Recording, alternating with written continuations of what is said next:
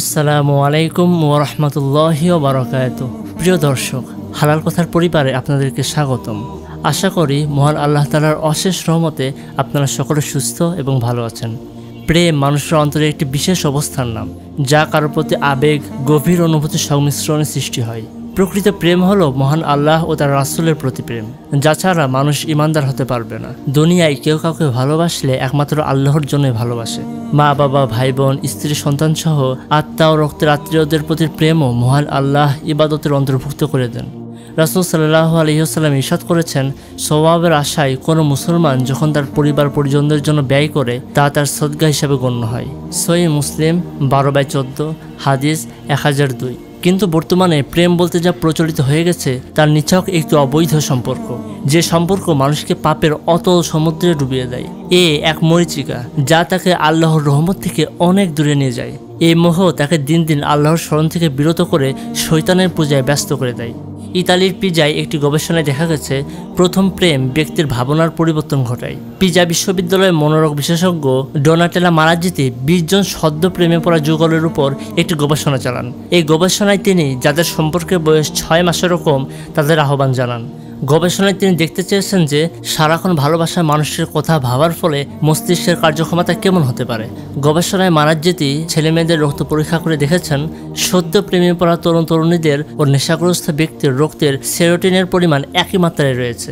পবিত্র কোরআনে ইরশাদ হয়েছে, হে মুমিনগণ, তোমাদের ধন সম্পদ ও সন্তান সন্ততি যেন তোমাদের আল্লাহর স্মরণ থেকে উদাসীন না করে, আর যারা এরূপ করে তারাই তো ক্ষতিগ্রস্ত। সূরা মুনাফিকুন আয়াত 9। ওই আয়াতে যাদের ভালোবাসা জায়েজ ও ইবাদত, তাদের ব্যাপারে বলা হচ্ছে যে তারা যেন তোমাদের আল্লাহর স্মরণ থেকে উদাসীন না করে। তাহলে যে সম্পর্কগুলো মহান আল্লাহ হারাম করেছেন, সেই সম্পর্ক যদি কাউকে আল্লাহর জিকির থেকে গাফেল করে দেয়, তবে তা কতটা জঘন্য হবে। আল্লাহ হেফাজত করুন। সাইকোলজিস্ট রবার্ট স্টেনবার্গ ভালোবাসাকে 3টি উপাদানের মধ্যে ভাগ করেছেন।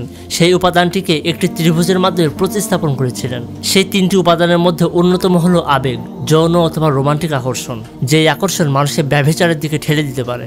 পবিত্র কোরআনে ইরশাদ হয়েছে, তোমরা ব্যভিচারের কাছেও যেও না, নিশ্চয় তা অশ্লীল কাজ ও মন্দ পথ। তাই কাউকে বিয়ে করার উদ্দেশ্যেও তার সঙ্গে বিবাহপূর্ব প্রেম নামে যে অবৈধ সম্পর্ক রয়েছে, তা করার কোনো অবকাশ নেই। প্রশ্ন জাগতে পারে, অনেকের ক্ষেত্রে তা হয়তো শারীরিক সম্পর্কে নাও গড়াতে পারে, সেক্ষেত্রেও কি তা হারাম হবে? এর উত্তর খোঁজার জন্য এই হাদিসগুলোতে চোখ বাড়ানো যেতে পারে। হযরত আবু হুরায়রা রাদিয়াল্লাহু আনহু থেকে বর্ণিত, তিনি বলেন, রাসূলুল্লাহ সাল্লাল্লাহু আলাইহি ওয়াসাল্লাম বলেছেন, চোখের ব্যভিচার হলো বেগানা নারীকে দেখা, জিহ্বার ব্যভিচার হলো তার সঙ্গে কথা বলা, অর্থাৎ যৌন উদ্দীপ্ত কথা বলা। সহিহ বুখারী হাদিস 6243। অন্য হাদিসে ইরশাদ হয়েছে, 2 চোখের ব্যভিচার হলো বেগানা নারীর দিকে তাকানো, কানের ব্যভিচার হলো যৌন উদ্দীপ্ত কথা শোনা, মুখের ব্যভিচার হলো আবেগ উদ্দীপ্ত কথা বলা, হাতের ব্যভিচার হলো বেগানা নারীকে খারাপ উদ্দেশ্যে স্পর্শ করা, আর পায়ের জিনা হলো ব্যভিচারের উদ্দেশ্যে অগ্রসর হওয়া, এবং মনের ব্যভিচার হলো চাওয়া ও প্রত্যাশা করা। মিশকাত হাদিস 86। মানুষ যখন প্রেমে পড়ে, তখন সে তার মনের মানুষকে না দেখে থাকতে পারে না। সে দূরে থাকলেও কমপক্ষে তার ছবি দেখে অথবা তার সঙ্গে ফোনে কথা বলে, তাকে নিয়ে স্বপ্নের বাসরে হারিয়ে যায়, যার প্রতিটি স্তরকে উল্লিখিত হাদিসগুলোতে হারাম বলা হয়েছে। কারোর প্রতি সত্যি দুর্বলতা চলে এলে পারিবারিকভাবে তাকে বিয়ে করে নেওয়া উচিত।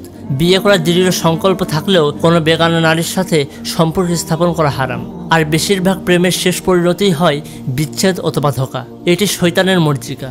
সর্বশেষ কথা হলো, আমরা হারাম সম্পর্কে কখনোই জড়াবো না। প্রিয় দর্শক, ভিডিওটি ভালো লাগলে অবশ্যই লাইক, কমেন্ট এবং শেয়ার করবেন। নতুন নতুন ইসলামিক কন্টেন্ট পেতে সাবস্ক্রাইব করে পাশেই থাকুন। দেখা হচ্ছে আরেকটি ভিডিওতে। সে পর্যন্ত ভালো থাকুন, সুস্থ থাকুন। আসসালামু আলাইকুম ওয়া রাহমাতুল্লাহি ওয়া বারাকাতুহু।